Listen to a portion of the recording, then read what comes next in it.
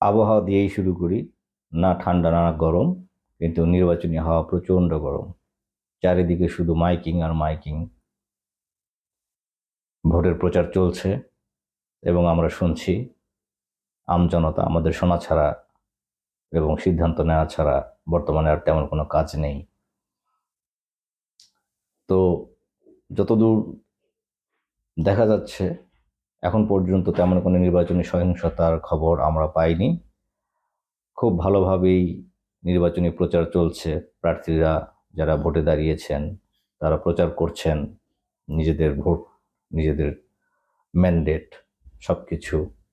বিশেষ করে আমাদের নিজস্ব এলাকা যেটা, সেখানে অভূতপূর্ব একটা দৃশ্য দেখা যাচ্ছে এবার, যেটা আগে কখনো আমাদের এলাকাবাসী দেখেনি, যে নিকটতম প্রতিদ্বন্দ্বী সাথে আরেক প্রতিদ্বন্দ্বীর যে একটা মিলন, একটা যে সৌহার্দ্যপূর্ণ আচরণ, সেটা সবাইকেই খুব স্বস্তি দিয়েছে এবং পুলকিত করেছে আমাদের এলাকা।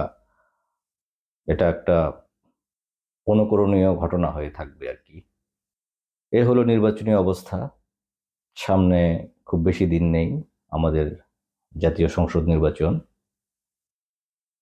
প্রশাসন থেকে মাঠ পর্যায়ের কর্মীরা সবাই নির্বাচনের জন্য প্রস্তুতি নিচ্ছে। কিন্তু এর মধ্যে উদ্বেগজনক কিছু ব্যাপারও আমরা লক্ষ্য করছি, যে এটা এই ভিডিওর মেন কারণ আজকের এই ভিডিওটি তৈরি করার, সেটি হচ্ছে যে ভারতে বিশ্বকাপ মানে টি-20 খেলতে যাওয়া, এটা নিয়ে এক ধরনের টানাপোড়েন চলছে। এবং এই টানাপোড়েনটা শুরু হয় ইন্ডিয়ান প্রিমিয়াম লিগে। আমাদের একজন খেলোয়াড়কে নেওয়া হয়েছিল একটি দলে, এবং তারপরে আমরা ধারণা করি রাজনৈতিক কারণেই সেই দল থেকে তাকে আবার বের করে দেওয়া হয়, অর্থাৎ খেলোয়াড়ের সঙ্গে চুক্তি বাতিল করা হয়, যেটা আমাদের গভর্নমেন্ট মানতে পারেনি, সরকার মানতে পারেনি। এবং এখান থেকে টানাপোড়েনটার শুরু। তারপর আমরা টি-20 বিশ্বকাপটা বর্জন করার মতন সিদ্ধান্ত নেই। এটা চলছিল এবং এর ফাঁকে আরো অনেক কিছুই, ভারতের সঙ্গে আমাদের এক ধরনের উত্তেজনা ক্রমশ বাড়ছে। ধারণা করা হয় এই উত্তেজনাটা ইলেকশনকে ঘিরেই। তার কারণ, গত পরশুদিন জাতীয় মিডিয়ায় দেখলাম রূপপুর পারমাণবিক কেন্দ্রের 9 জন ইঞ্জিনিয়ার পালিয়ে গিয়েছে। তারা ইন্ডিয়ান নাগরিক ছিলেন, এখানে চুক্তিভিত্তিক জয়েন ছিল তাদের। তারা কোনো কিছু না বলেই পালিয়ে গিয়েছে, তাদেরকে পাওয়া যায়নি। পরে নিশ্চিত হয়ে গেল যে তারা ইন্ডিয়াতে রিটার্ন করেছে। আজকে আবার অনলাইন প্রিন্ট মিডিয়াতে দেখা গেল যে ভারতীয় হাই কমিশনারদের পরিবারের সদস্যদের সরিয়ে নেওয়া হচ্ছে। এই সব কিছু আসলে এক ধরনের উদ্বেগজনক আচরণ। ভারতের আমাদের সঙ্গে এক ধরনের উদ্বেগজনক আচরণ, কারণ এমন কোনো কিছু ঘটেনি যে হাই কমিশনারের পরিবারের সদস্যদের সরিয়ে নিতে হবে। সামনে নির্বাচন, আমাদের দেশ স্থিতিশীল আছে, কোনো সহিংসতা নেই নির্বাচনকে ঘিরে, খুব শান্তিপূর্ণভাবে নির্বাচনের প্রচারণা চলছে। মানে যতটুকু থাকার দরকার নির্বাচনী সহিংসতা, সেটাও আমরা খুব কম দেখছি আর কি।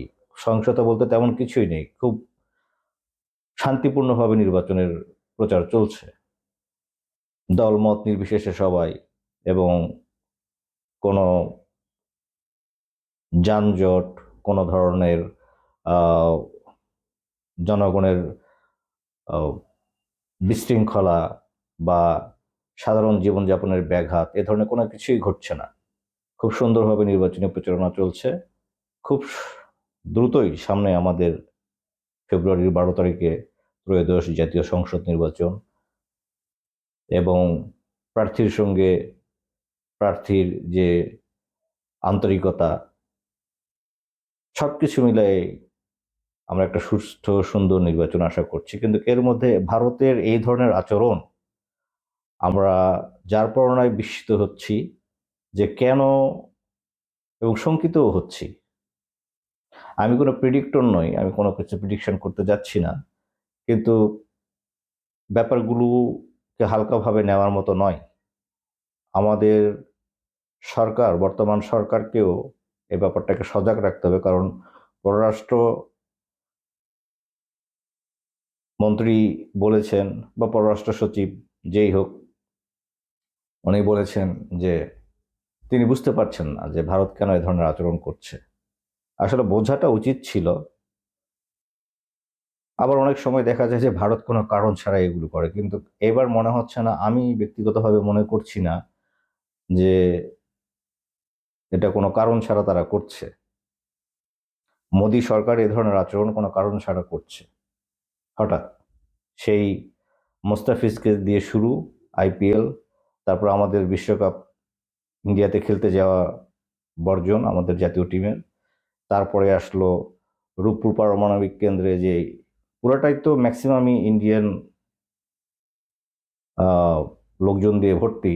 সেখানে ইন্ডিয়া থেকেই সবাই এসে কাজ করতে চায় না, ইন্ডিয়ান এইসব আর কি বিগত সরকার যা করে গেছে আর কি, সবকিছু ইন্ডিয়ার হাতে।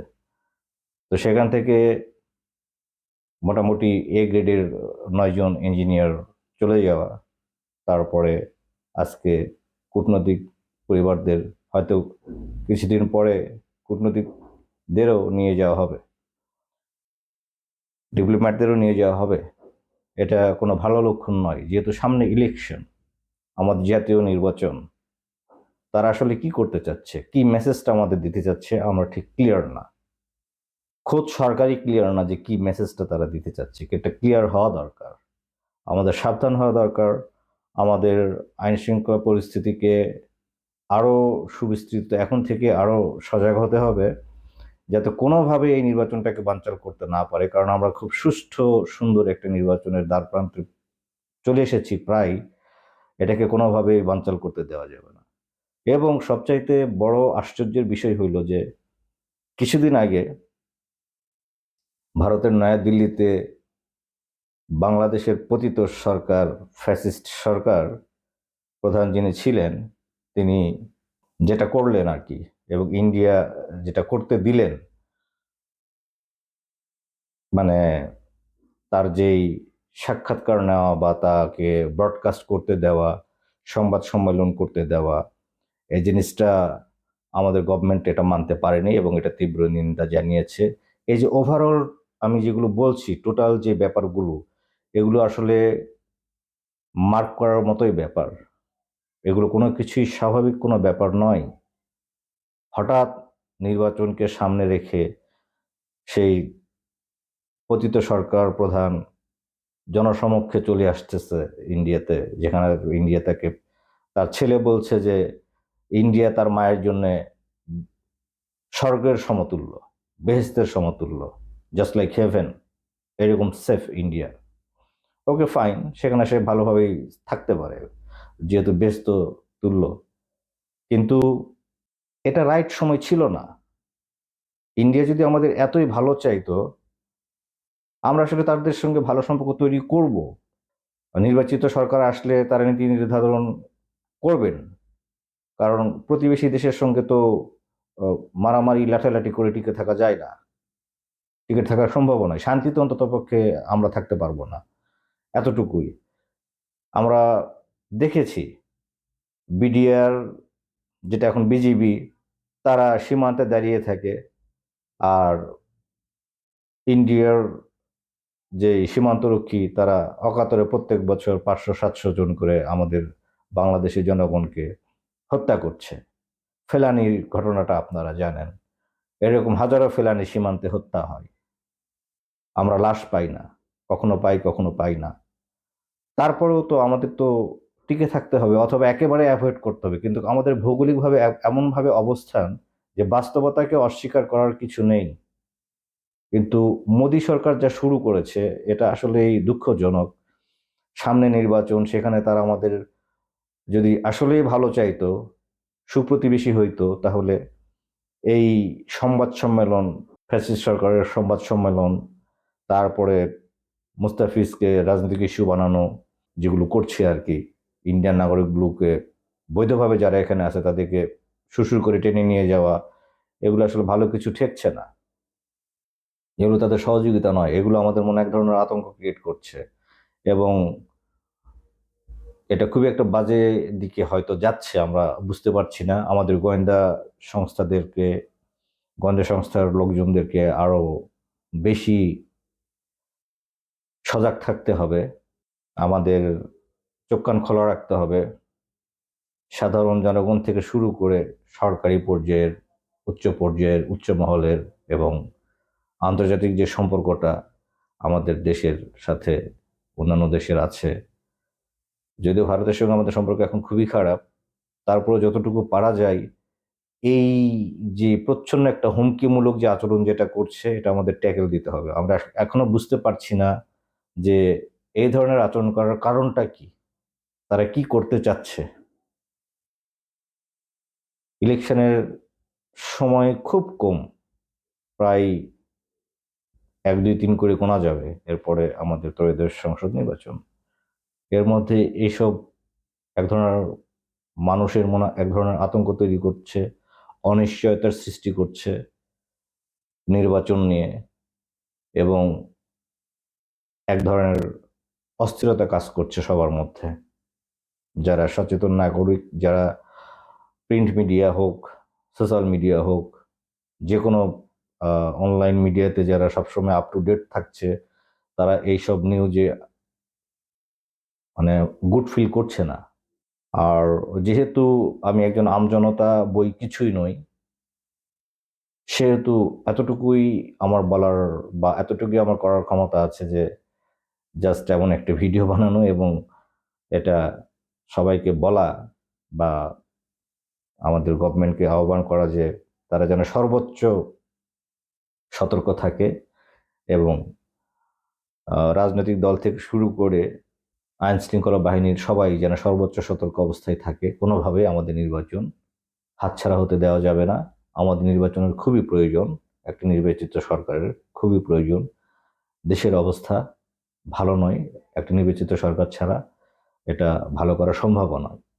এবং পরিশেষে এই কথা আবারও বলে শেষ করব যে আমাদের নিজস্ব যে ভোট এলাকা, সেখানে প্রার্থীদের মধ্যে যে সৌহার্দ্যপূর্ণ আচরণ, এটা একটা মাইল ফলক হয়ে থাকবে আগামী রাজনীতিবিদদের জন্য। তারা করমর্দন করছেন, তারা সামনাসামনি পড়লে ভালো মন্দ জিজ্ঞেস করছেন, এমন দৃশ্য সচরাচর দেখা যায় না সাধারণত।